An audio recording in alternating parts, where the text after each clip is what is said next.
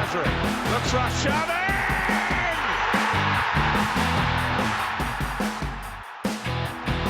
Gabriel Martinelli jusqu'au bout. Oh, il a fait l'exploit de Gabriel Martinelli, le coast to coast façon NBA pour relancer les Gunners.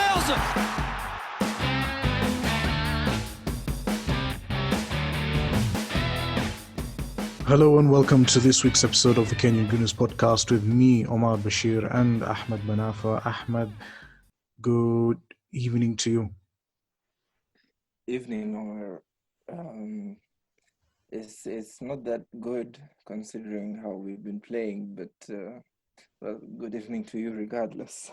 Yeah, I'm trying to be those guys whose life does not revolve around football. So I'm looking at other things that make me happy. Yeah, I can't let Arsenal hold me hostage like this. It's really funny to hear you say that because, I mean, we do love our football and we do love it when we win. Oh yeah, when we win, I'm all about Arsenal. My mood will be Yeah. dedicated about. But if things don't go well, I suddenly found other interests in life. Well, that's good in a way, like sort of deviating from one focus. It's good. You have to like dwell on the negativity around Yeah, the club right now. I tell you what I've been doing. There's a show on the Food Network. It's called the Tournament of Champions, where they get That's interesting. all these big chefs who normally in the US, celebrity chefs, shall we say, the ones who are in judges and competitions and things like that. So I've been watching that the last, I think 3 weeks.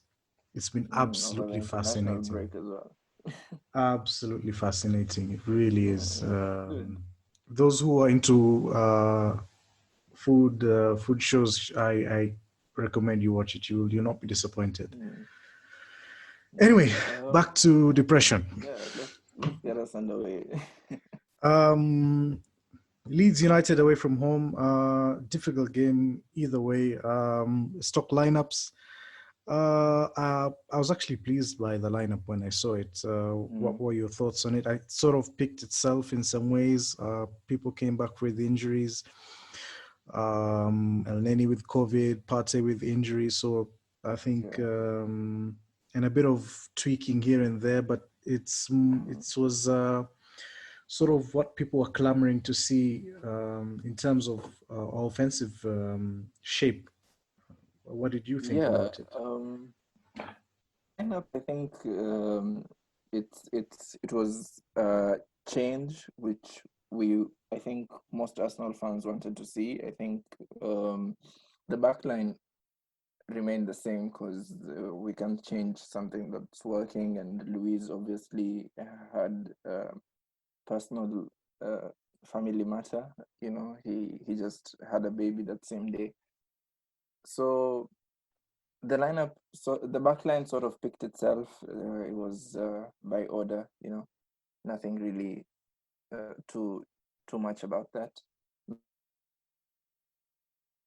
Partey with an injury and then with the COVID. So Shaka Ceballos slotting in quite straightforward again. I was happy to see Willock included because of his recent performances in the Europa League warranted a Premier League start, and I was really happy about that. Aubameyang centre forward, the central striker, Pepe on the right, Willian on the left. I think it was a change for the positive. I think Arteta recognized we were maybe a bit too flat-footed in the previous games. We haven't been moving Aubameyang, to the middle maybe would bring us some goals. It was a clear change to spark something in the football we were playing, and I liked it. I liked the lineup. Yeah, same. I was pleased for Joe Willock. I think he'll be playing very, very well in the Europa League. He gets a chance in the Premier League, in his preferred position as well.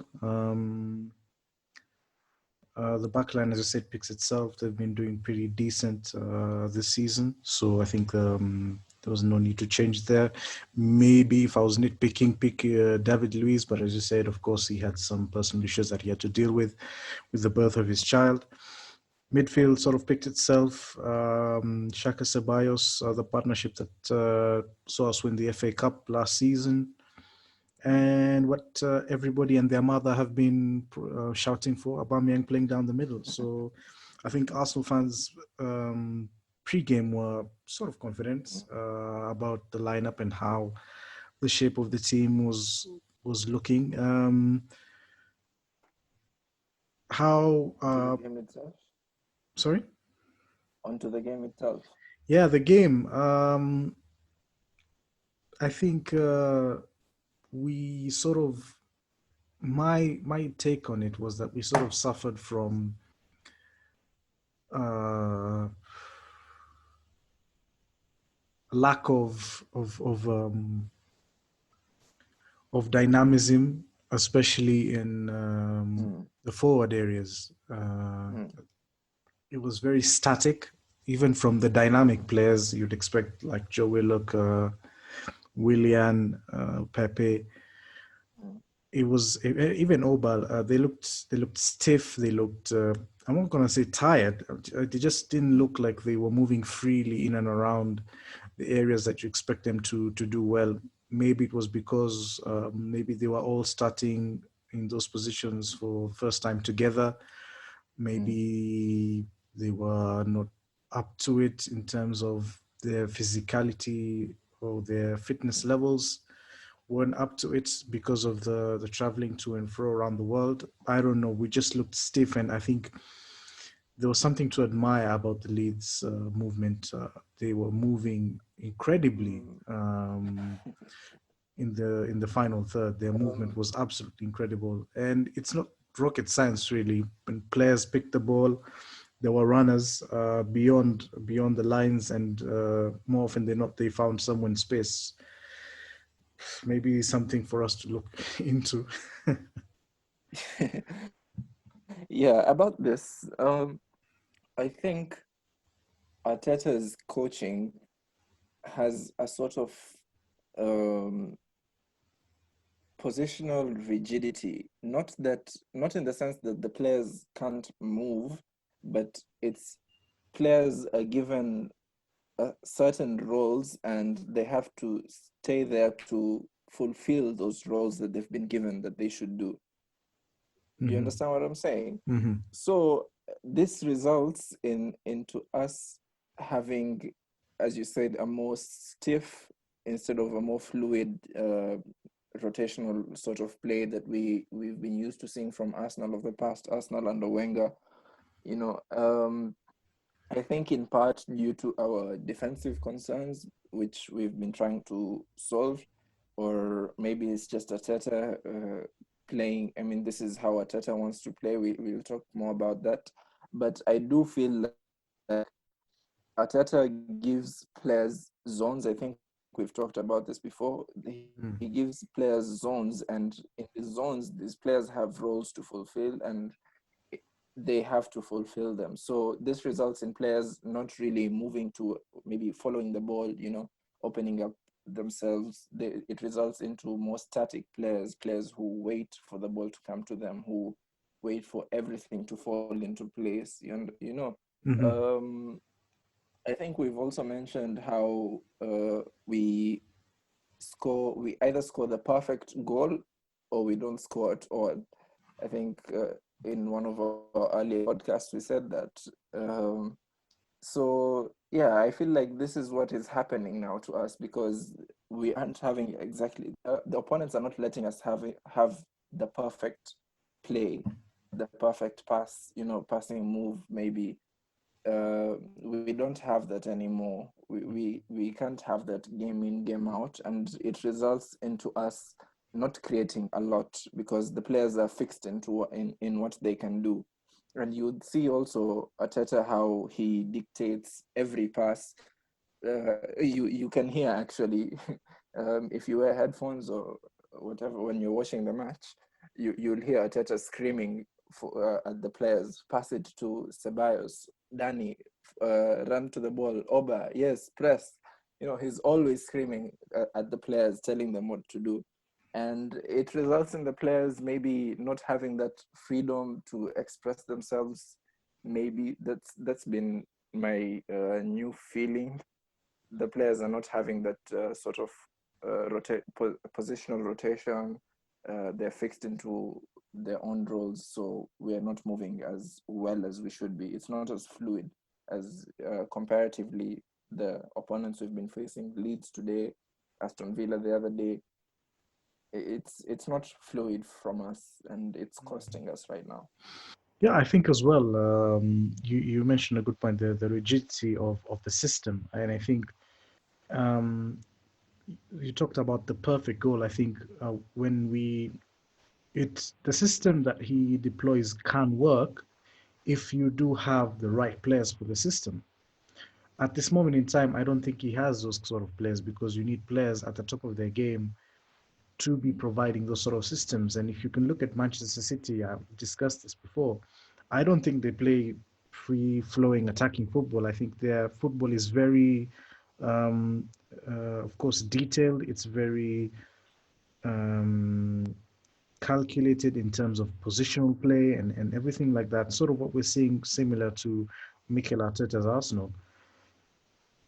So it sort of leans back now to what Arteta is doing here. He doesn't sort of have the perfect pieces for his puzzle, and I think you have to be perfect for you to do that. That's why maybe we saw a sort of a resurgence of form from Mesut Ozil when he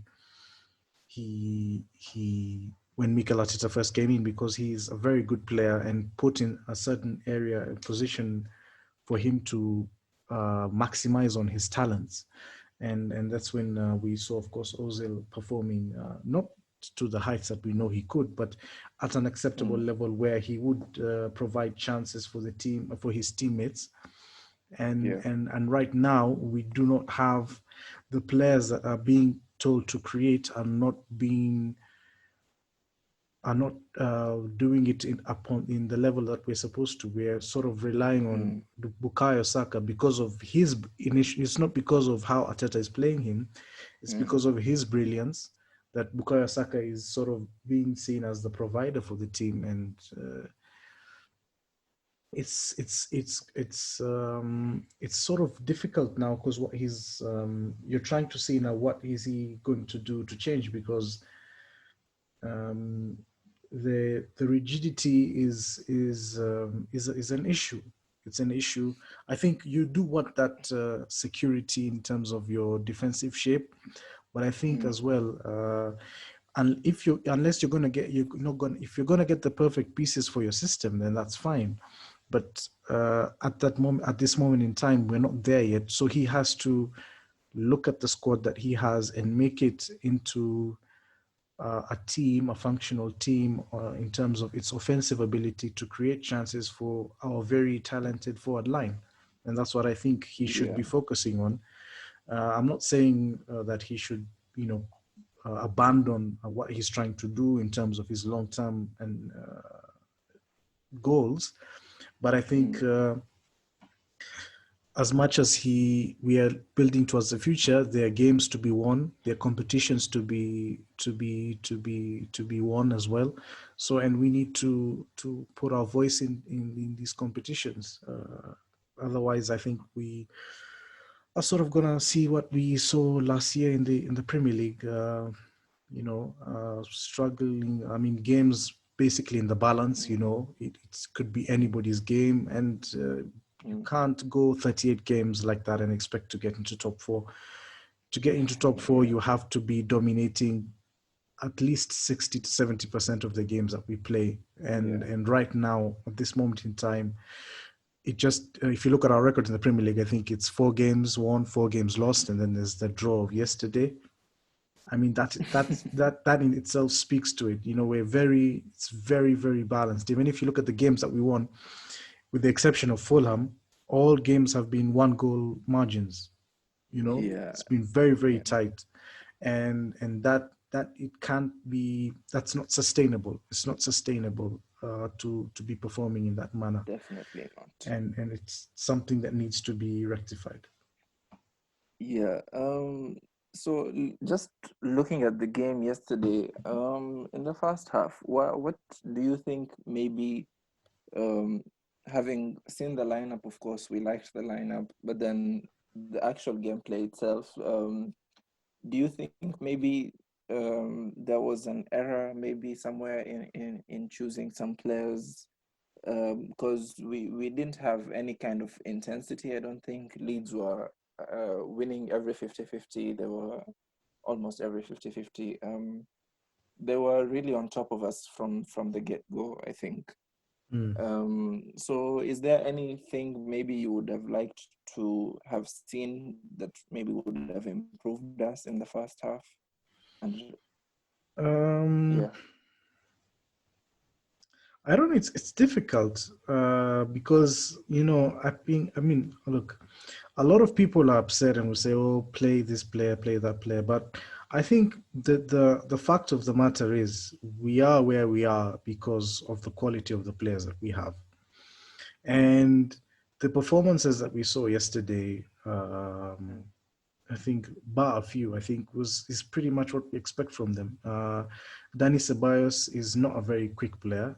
He he has his technical abilities, his tenacity, of course, but he's not a quick player, so you cannot expect dynamism from him. You know, mm, so and there was nothing we could do in terms of that dynamism. mm, Uh, Shaka, we know his qualities, we know his weaknesses. So I think Shaka gave us a Shaka performance. Ceballos gave us a Ceballos performance, So yeah, there is nothing to change from that. You want dynamism in that midfield, but which dynamic player do you have in the squad on the bench yesterday? There's nobody. mm, So you're pretty much playing with what you've got. So I don't think mm, at this moment in time, there's not much you can do with the squad, which is sort of damning, but sort of speaks to where we are at in terms of our recruitment. We've got a lot of work to do on that yeah, front, um, and we have to accept that. First of all, we cannot, lie to ourselves that we are some sort of, big team with, you know aspirations to win the title. Of course, we do as fans and as a football club, but mm, in terms of our squad, we are very far from very that. attitude. Yeah, Yeah, we're very far from that, and we need to accept that. We need to invest in dynamic players. We have to invest in runners. We have to invest in ball carriers. These are players that we lost over the years, and we have not replaced at yeah, all. And I yeah, think. To be fair, I think Mikel Arteta and Edu and the board, they are trying to find these players. The players that we're linked with are players that make sense. So I think that mm, is the positive outtake from this. But I think for now, I think it's going to be very difficult to address the issues, particularly that we have with the squad that we have in the team. It's going to be very, very mm, difficult. But yeah, that having said that, I think the players that we have mm, in the team are good enough to to do get better. things to do better, and they should do better. And once we are able, I think we are in a bit of a rut in terms of Mm, our form. mm, And especially I think we've conceded quite a number of goals, but I don't think people are really concerned about the defense. Where our main concern yeah, is our lack of creativity is because mhm, we don't seem to be, piling the pressure on teams and getting them yeah, really on the back foot. yeah, Defending the 18-yard box. We don't seem to do that at any given moment in time, and that is, for me, that's the most concerning thing. Let me ask you, have you noticed that our pressing has sort of dropped off, or is it just me? Yeah, We At the start of Arteta's reign, I think we were really proactive with the ball. We were trying to chase a lot. But now recently, I'm seeing we've sort of defected to mid to low block against most teams. I think we're seeing it now more often than not. And or is it just me who's seeing this? no, no, I think you're spot on. We sort of abandoned the pressing. I don't know why. For We've pretty much abandoned because we were doing it very well. I don't know. Maybe Ateta feels that we don't have the players to do so. But then, if not these players, then who? Because I mean, we left Ozil out because I don't know, for whatever reason. So clearly, we don't want the Ozil profile right now in our squad, because otherwise we would have had him in the Premier League 25. We put Joe Willock yesterday, maybe to do something. We know that he's a runner. We know that he presses. He does a lot of things. He's energetic.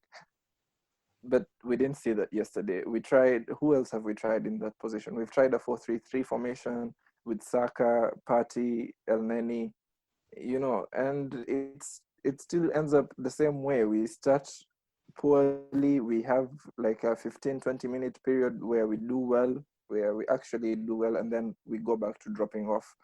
It always ends up that Arsenal, our team, is the team with the lesser chances on goal, is the team with the lesser shots, and we just end up sort of effecting a low block against these teams, which Yeah, I don't know. it's It's strange to me.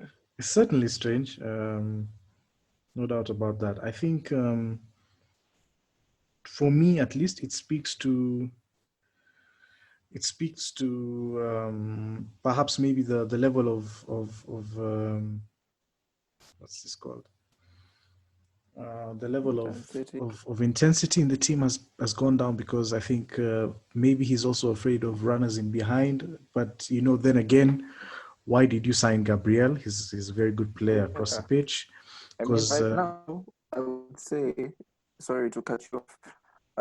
I would say that we did sign the players that we needed at the back. So this should ideally give us this added security at the back so that we can do what we can do at the front. I mean, that was the main reason for our focus on the core of the team, this transfer season. Mhm. I mean, okay, sure, Partey didn't play yesterday, but he did play against Aston Villa, and the same thing happened, like, okay, fair enough, he came off, but that was after the damage had been done. Um, I feel like I don't know what it is exactly that the team, as you said, it's lacking in intensity, and I just find it so hard that it's strange to see Arteta, given that we have seen what he can do going forward, does not affect this throughout the game. Why doesn't he want to take a risk? That's I feel like that's what most fans are asking. Just take a small risk. It might cost us a goal, but we want to see a better sort of football from our team. I think that's what most of our fans are asking for right now. Sure, it's great to win ugly, but we also want to see some football that we I mean, I'm sure this is the reason that most of us fell in love with the club. It's the way we played. I mean, at a point we were the only team playing this way. Now, I mean, playing the Arsenal way, and then now we're the team that's like defending and not playing and playing long balls. Maybe it's Mm. I just find it hard to compute whatever I'm seeing right now from our club. Yeah, I think the natural. I was listening to the Arsenal Vision podcast. I don't know when this was, and they were saying the way that we bought in the transfer window. We brought Partey in, we brought Gabriel in. You know, these are players. These are quick, athletic, dynamic players with technical ability who would improve the team. All right. So if you're gonna have these players, if you bring in Gabriel, all right, you push the team further 10 yards, because last year I think our defense was quite slow. Fair enough. So it would expect us to. That's why I think towards the end of the season we sort of having games where we played with the mid to low blocks because of our poor but slow defense.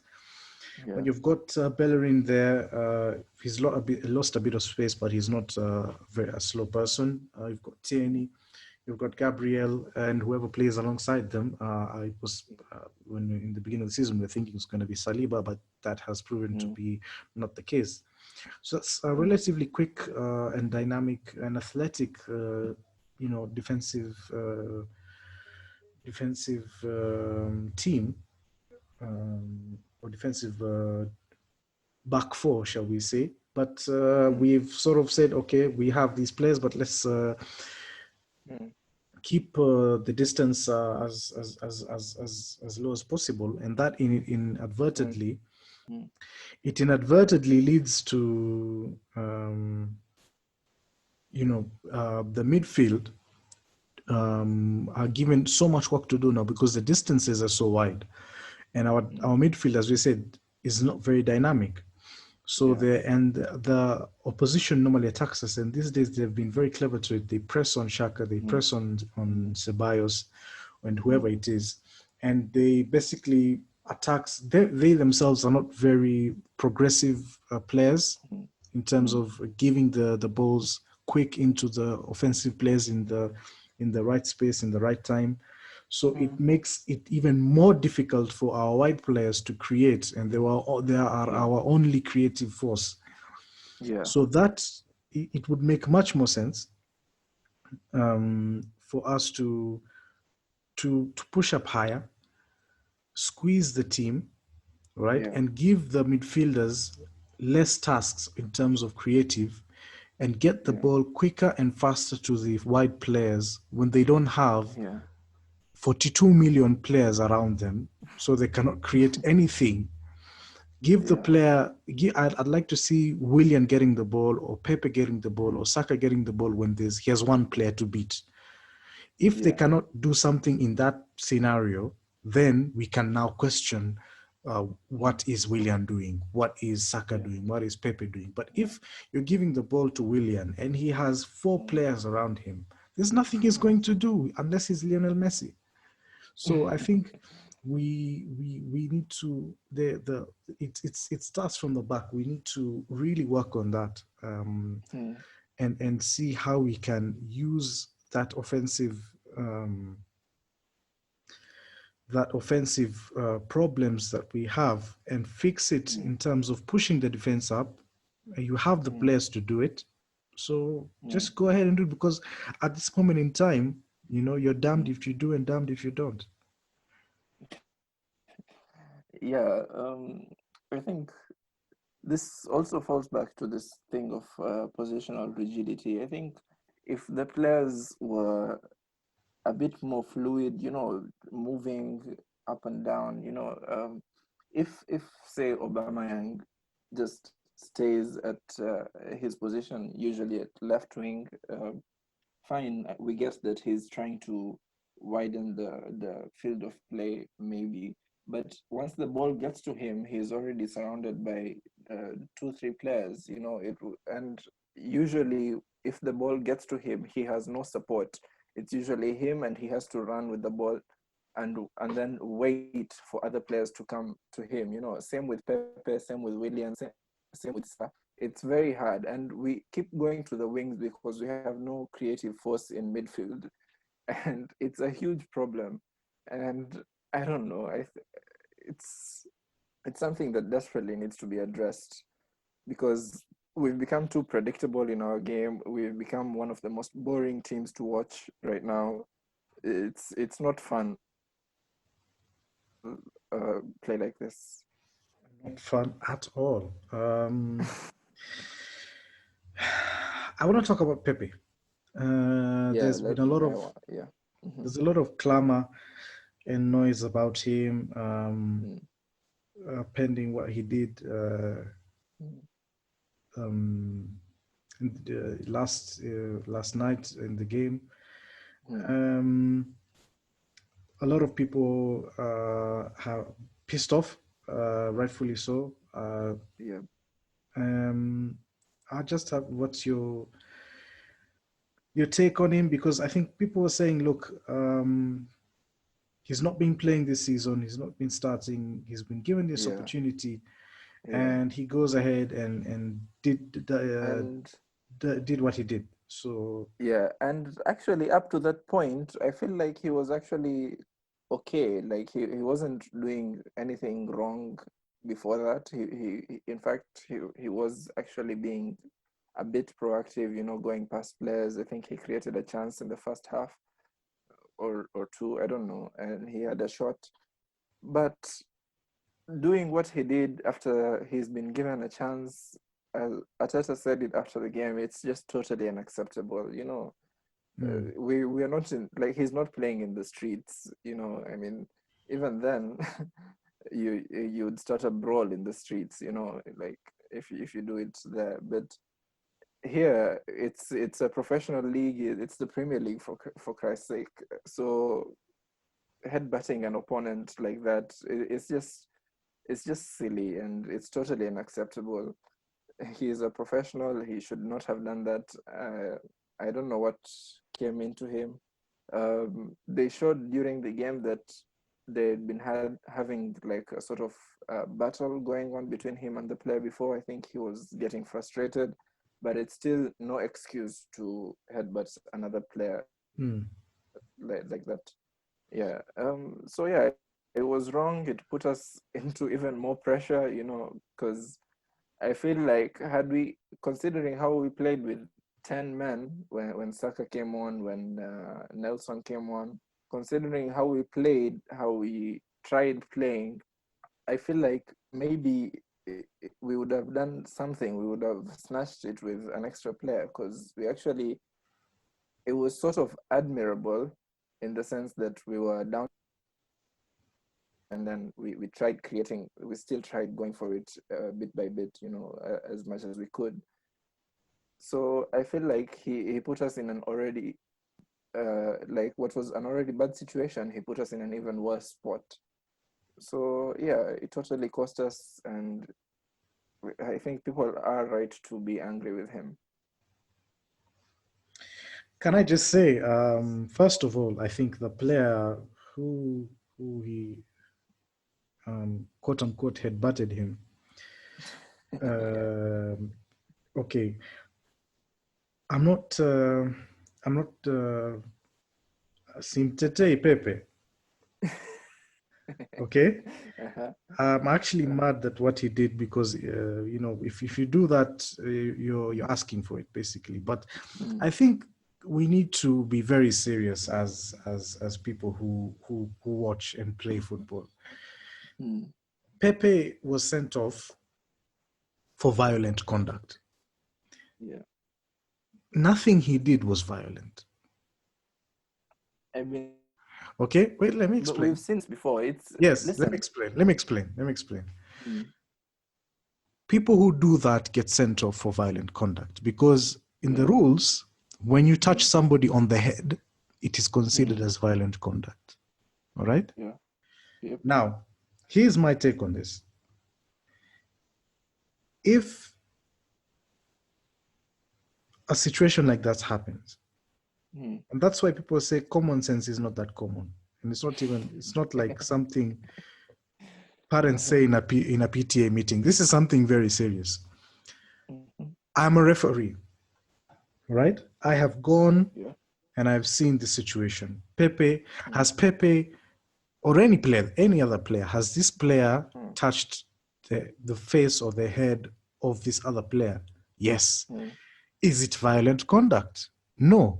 Mm. Then why is the player on the ground? He's on the ground because he is trying to simulate. What is simulation? Simulation is an action where a player attempts to unfairly gain an advantage over by deceiving the referee. What that player did, what that player did was exactly that. He tried to get an advantage by getting the other player sent off and giving an advantage to his team unfairly by deceiving the referee. So if it was me, all right, in many of these situations, it's not just because this is an Arsenal podcast and it's an Arsenal play and an Arsenal match and you say, oh, it should have happened. I feel like it's ridiculous, all right? Yeah. Because somebody will go two-footed in your two-footed challenge, right? And you'll get like a warning. You wouldn't get a yellow card. But if you touch somebody's forehead, dare you touch somebody's forehead, and you get a red card. I don't understand. And if in that situation, common sense would prevail, you give the yellow card to the player who did that. And if you do that 2-3 times, I can guarantee you it's not going to happen again. Just look what happened with the handball rule. People knew if you touch the ball with your hand, it's a penalty. Yeah. Just have a look at players, defenders, when a winger has the ball at the edge of the box in a crossing position. Yeah. Their hands are behind the back because you don't want to touch the ball. Why is that? Because we have seen already if these are the rules and this is how it's applied. If we do the same to this sort of thing, it should happen. But unfortunately, for some reason or another, that is considered violent conduct, which for me does not make any sense. That is not violent in any way. I have seen worse things being considered violent. That being said, those are the rules. That's how it is in football. And you cannot do that knowing that, especially now knowing this VAR, you cannot go ahead and do something very silly and very stupid that ended up causing a disadvantage to the team. The team played with 10 men for I think over half an hour.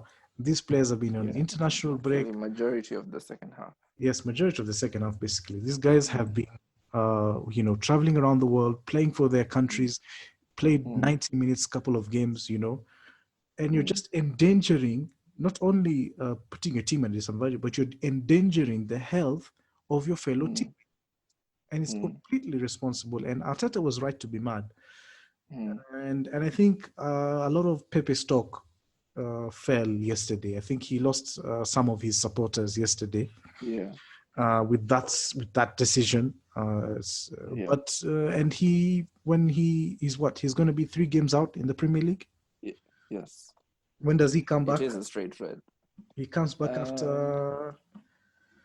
What are the fixtures? I'm not sure about our fixtures. I have to check on that. Just give me a second. We are an Arsenal podcast, are we not?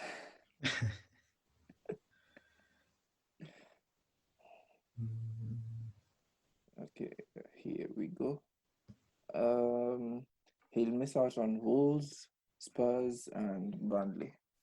Come back against Southampton. Yeah. So now, that's basically it. It's going to be 3 games. I don't think he's going to be involved on Thursday. I mean, is he going to be involved on Thursday? Because now players are really tired. It's a lot of questions now. A lot of questions on him. Is put a lot of spotlight on him that he already had, and it's so good for him. Yeah, definitely not. And I do agree with you that it wasn't violent conduct, and yet it's still he still had to be a professional in that situation and not do what he did. We have seen it before this season, I think, with Martial getting sent off. I don't know if you remember it. Martial barely touched an opponent's face because he had been pushed, and the opponent just fell to the floor, and it was a nothing touch. And Martial got sent off because he tapped this guy on the face, and that was it. Yeah. So yeah, Pepe definitely should have been a professional in that situation. I don't think there's anything more noteworthy in that game aside from maybe Saka. Saka's performance when he came on was admirable. Leno.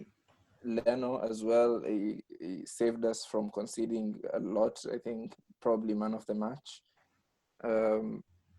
Anyone else that's noteworthy? I think Nelson did okay when he came on. Yeah, I Didn't do felt much Nelson was wrong, very didn't good do. actually. I felt Yeah, Nelson looked very good. his deliveries from corners weren't too good, but aside from that, he was good. He was Yeah, okay. yeah, he was good. I liked what I saw from him, and hopefully he'll get his chances in the Premier League. I want him to play over. If Pepe is doing what he's doing even after getting his chances, why not let Pepe? I mean, why not let Nelson play and Yeah, Saka on the opposite wing as well? I mean, as a winger, that's what we want to see. Driving with the ball, dribbling past players. I mean, gave us. Saka gave me hope that we might steal it. He even had a shot on goal that came out of basically nothing. The boy is just a wonder to watch. I really want to see more of him in the left wing and Oba. While he's not doing a lot wrong, he's not doing a lot right either. yeah. So I do want him to be benched for a bit. I think maybe he's in a comfort zone. He's playing regardless of his form. I think so. I think William should be benched for our next game. Saka should play. Nelson maybe should play. I don't know if Willock will continue depending on how our I felt Willock. injuries I in felt midfield. Willock was okay. I didn't think he Yeah, did he anything was. wrong. I think he was just Yeah. suffocated because there was no, as I said about the dynamism. There was no runners beyond him, around him, and that. He was also affected by the red card. Yeah, he Yeah, was yeah. taken off after He the was red taken off card. after the red card. So Yeah, so all in all, I don't think there's much else about that game, to be honest. So yeah, we finished. I think we're now 11th. I don't know on whatever points that we are on. I think 9 games in. We're still you don't want to mid-table. look at the table, do you? No, I saw it. Uh, I know we're 11th. no, I don't even I'm know the saying, points. like, given our form, given our kind of play right now, you don't want to look at the table right now. Yeah, then Tottenham are really up there, so Ah, just makes it even worse. don't even talk to me about them. Hence, Tournament of Champions from Food Network, guys. You should really watch it. Anyway, guys, I think we're going to end it there for part one. We'll come back to part two with quick fire questions right after this.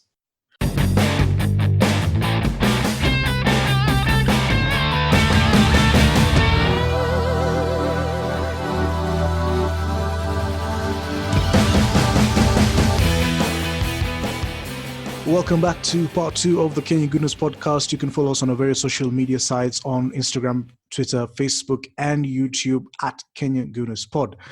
I'm really surprised I've never messed this up. Right. You actually do it really well, man. Do you practice in the mirror?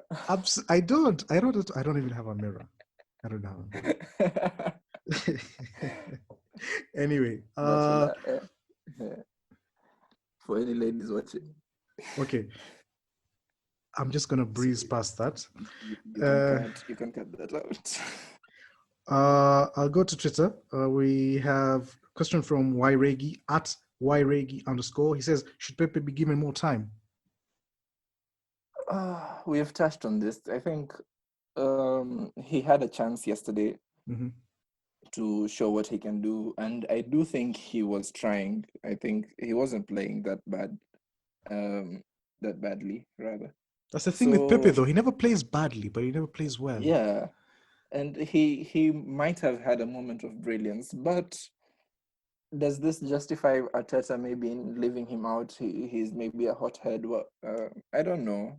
I think that's Arteta's decision, or maybe if Pepe apologizes. I do like him as a player. I think he can offer a lot more. He's just mercurial, maybe I would say. So I do want to see more of him. I do want to see what he can offer. But I don't know. After his conduct yesterday, I don't think Arteta does not condone these things. We've seen it before. Yeah. So I don't know how Arteta would react. Should he be given more time? I think, as an opinion, for me, yes, I do want to see more of him. But the reality of it, I don't know if Arteta would after today. I think After yesterday. basically, he's him getting back into the team is going to be a bit more difficult now with what happened yesterday. Hmm. Yeah. Question? Yeah. On Twitter again, Chickboy at Ahmad00 asking, what is the problem? I think we've talked about this a There are lot. many problems, Ahmad. I There are think very many problems. the first Yeah, problem go is ahead. why are we so attached to this team? Anyway, I think for me the biggest thing is dynamism. We need to have runners. You can't be offensively potent and you don't have runners. Runners, you see, teams set up in a way, and for you to dismantle that system, you have to have dynamism in your play. That moves the players around. If somebody is marking a central midfielder and the central midfielder goes to the wing, it changes the shape of everything. And that's what we lack. And we don't want to have dynamic players. The players who are dynamic, we never replace them, and we are where we are because of that. And hopefully we'll be able to fix that. Yeah. I agree with that. I do think there's an issue. If you look at the most successful teams right now, if you look at Bayern of last season, the treble winners, they had a lot of runners in midfield. They had a lot of technicality in their team, and we lack a lot of that right now. So Arteta still has a long way in going to correct that, but I don't know, slow goings, slow progress, if we can call it progress now. Yeah, many problems to solve. Right. Question from Suhail at Suhail Salah _. He says, without a goal from open play in the league in 7+ hours, what changes do you feel Mikel Arteta should make? Again, this goes back to what we've been talking about. Just I don't know, just letting the players have a bit more freedom, I would feel, because Arteta does like to dictate everything when he's on the touchline. It must get infuriating for the players. I don't know. As a player, you yourself would hate for anyone to be directing your every single move, you know? So I think maybe Arteta needs to calm down on the touchline, just let the players express themselves, trust in what he's done in training, because we do know that he can coach them. We do know what the players can do. So once he's given the instructions, I think he should just trust in them and let them maybe do something with that. You know, anything else that would change? Maybe the personnel. Partey is gonna come back in after his return from injury.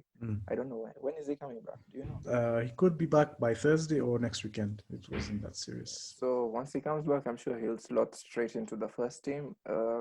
He might offer us something a bit more, but with the offense lineup should be what we saw yesterday. I think that would be better instead of the Lacazette up front.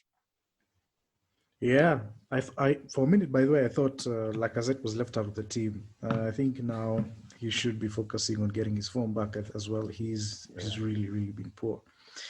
Yeah. Yeah. Will this club? Oh, sorry. I have a question from Noko at Kevin_Casilla or Casilla. I don't know. Casilla. He's asking, will this club finish in the top 6 with this opus? Also, kindly help me understand the Ozil situation. Ozil has Mikel's nudes. You've had it here first. The less said about Ozil, the better. Yes. I think we don't need to talk about him any more than we already have. Tumechoka. But to answer the first question, what do you think? Will this club finish in the top 6 with what we've been seeing? Nope. No, definitely not. You I can't. think we still need to Look, improve a lot. things could change. Things could change. I mean, look at United last year in November. But then again, they went and spent 60 million and bought Bruno Fernandes. So hint, hint, Edu, go and buy Awa. I think we need more than our at this stage. I would We need another hour. We need a second hour. Ooh, have you heard this new guy we linked to? What's his name? So difficult. Suzlabai, I don't know. Yes, he looks absolutely fantastic. Yeah. If we can get both of them, yes, please. He's doing really well, and he's in a Champions League team. Will he want to come to us? I mean, do we still have that? We are gargantuan. Please never forget that. Let me remind you. Let me remind you. We almost signed Owar. The deal went down because of his brother's greediness. We signed Partey. Partey was playing in Atletico Madrid. They're in Champions League. They compete for the title. Yet he came to mid-table mediocrity, as I call it. So we have the pool. And the Suzabai deal is much easier, in my opinion. What's his name? That's his name. I'm not going to say it again. That one. Let's call him that one. He has... I was reading somewhere, his release clause is like... It's 21 million pounds payable over 3 years. I mean, that screams Arsenal, you know? Yeah, definitely. So it's something I think we can afford. He's a player, a young player, sort of the sort of kind of player that we should be signing. And it's in an area where we desperately need the help. So I'm for it. And of course, Awar, get both of them in so that when that guy, he comes, you don't put all of the creative pressure on him. Burden on one, yeah. Yeah, exactly. So we have both of them in. Behind, we've got Partey, you've got Joe Willock to come on, Saka, you've got Pepe, you've got Mel Smith-Rowe. I mean, suddenly the team becomes more dynamic. But at this moment in time, we just have to live with what we've got. Yeah, I think there's definitely a lot of room for improvement still. Any other question? I'll just ask, because we're pressed for time, I'll just ask one more question from Abu Bakr at Abubakar_Timimi. He says, is Arteta actually the right man? Look, I do believe he is the right man. Exactly, that's what I was going for. Yeah, I do think he is the right man. I do think he can take us where we need to go. I just want him to be backed properly, and if we do get the players that he wants in, and we still play the same way that we're playing, then maybe we will see that he's not the right man. But right now, with the players he's got, I do think we are kind of limited in the sort of play that we can produce consistently. Yes, we do have good players, but we need more. We need that extra bit of quality. So yeah, I do believe Arteta is the right man. There has been definite improvements, even in individual players. I do think we are seeing some, I wouldn't say personality changes, but the way the players are. Attitude. Their attitude definitely has improved drastically comparatively from the time pre-Arteta. So yeah, I do like him as a manager. I do like what he's doing. I just hope he's backed, and I hope he can rediscover our goal scoring form. I think as well, people forget we actually won a trophy. Yeah, we did. That was just the other month. It was what? 2-3 months ago? Yeah, exactly. I mean, some people haven't won trophies. Lampard, you know, and I just don't understand why the pressure is there. He's already won a major honor. Yeah, that's, this is what separates good from great, and Arteta is great. And I think people are expecting a lot more from him, despite this being his first managerial job, despite him having to manage a lot of issues when he first came. People actually, football fans are fickle. People's opinions change just like that. There's no perspective, there's no objectivity. It's just, people want immediacy. People want results now, and it's not possible. I do think Arteta is the right man. After all that's said, he's good. I trust him. He is good. We will be good. Everything will be good. Hopefully. Anyway, yeah, I think let's just end it there. Thank you to all our listeners for sending the questions. Shout out for you for all of that. So hopefully, Mikel Arteta is listening to this podcast, please, and he will take the questions in seriously. And maybe if he isn't, I think either way, I think he's obviously trying to improve us as a team. Thank you, Ahmed, for joining me once again. We took a break last week because the official line is I was very busy. The unofficial line, I just didn't want to talk about us. I was actually busy. I was very busy. I was work too. has been crazy, and that's the line that I'm going with. Yeah. Yeah. And you have that sponsored thing with the Food Network program. Yeah. I'm watching Food Network. It's absolutely incredible, guys. Go on. You're not gonna regret it. Tournament of Champions. I think this is the first season. Wow. Anyway, thank you, Ahmed. Thank you, everybody, and we will get back to you. Maybe I think have a podcast next week. Hopefully, next Monday we'll have 2 wins on the road to react from this dismal. I don't know. He is hoping.